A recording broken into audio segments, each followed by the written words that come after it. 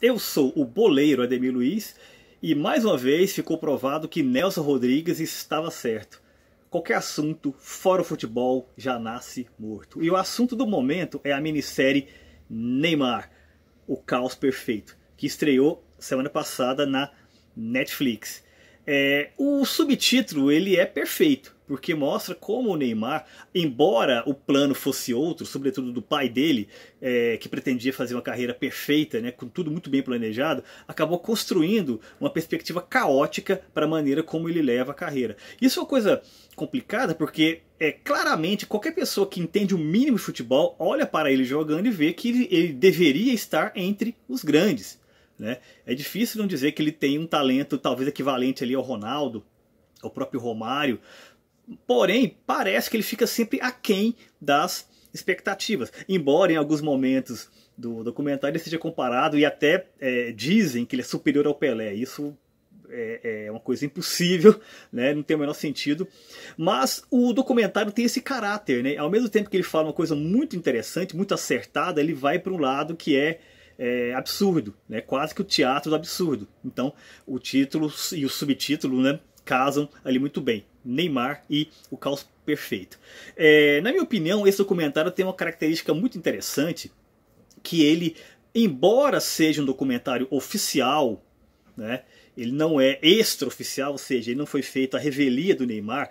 Ele participa muito, a mãe participa muito, aparece a irmã dele, aparece muito o pai inclusive é um dos personagens, né? Todos sabemos que Neymar é Neymar Júnior, né? Só que ao mesmo tempo que tem esse ar de oficialidade, né, dado ali inclusive pelos depoimentos de amigos, de outros futebolistas, que fazem aqueles depoimentos meio genéricos, né? Não, ele é um grande craque, né? Ele acertou muito aqui, acertou muito ali, joga muito bem e tal, que todos nós sabemos, mas ao mesmo tempo, em alguns momentos fica muito claro que a opção dos editores do filme foi colocar trechos das gravações absolutamente constrangedores, né? Eles escolheram talvez o pior trecho possível, né? Inclusive em alguns momentos que eles até falam coisas equivocadas, até mesmo errado, né? Isso é uma coisa muito evidente na construção do documentário. É claro, você vai ter, como eu comentei, esses comentários chapa branca de colegas de profissão, do Messi, do Mbappé, do próprio Daniel Alves, né? Mas você vai ter também comentários extremamente fortes e pesados de jornalistas e comentaristas esportivos que não perdoam e falam mesmo, falam que Neymar é uma promessa não cumprida, que poderia ser muito maior do que é, com destaque aqui para o Juca Kfouri, que todos nós sabemos, ele aparentemente tem problemas até políticos, né, com o Neymar, mas neste caso aqui ele se ateve fundamentalmente aos elementos ligados ao futebol, ele não extrapolou, embora, né, aquele rançozinho ali seja percebido, mas em termos de discurso, não, poderia ter acontecido se o Casagrande tivesse tido uma participação efetiva, nesse caso aqui não teve.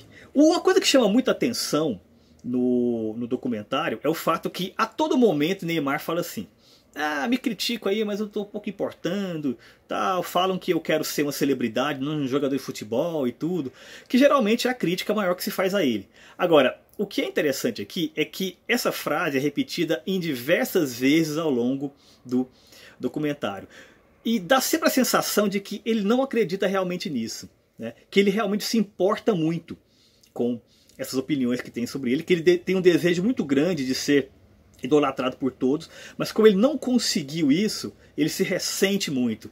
E ele não conseguiu de uma maneira muito curiosa, porque ao mesmo tempo que ele tem grandes números, ele tem grandes momentos na carreira, mas aquela sensação do poderia ser muito mais.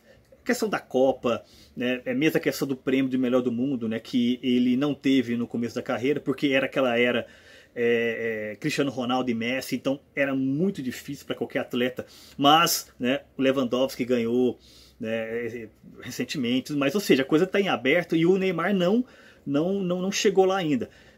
Tem chance ainda? Obviamente tem, porque pode se esperar qualquer coisa de alguém com o talento dele, mas o documentário mostra que neste caminho que ele percorre vai ser bem complicado ele conseguir alcançar esses objetivos de se tornar uma marca realmente forte e histórica. Talvez, por esses caminhos percorridos, ele seja um fenômeno muito forte nas redes sociais, porque o jovem se reconhece muito nele, no baladeiro, no cara que gosta de curtir a vida, jogar videogame, colocar máscara de super-herói, aquela coisa bem juvenil, mas ao mesmo tempo, para sustentar uma marca ligada a um esporte tão competitivo quanto o futebol, aparentemente vai ser difícil. Então, nesse caso, o caos dificilmente vence. Vale a pena assistir? Acredito que sim. Talvez tenha sido um documentário um pouco precoce, né?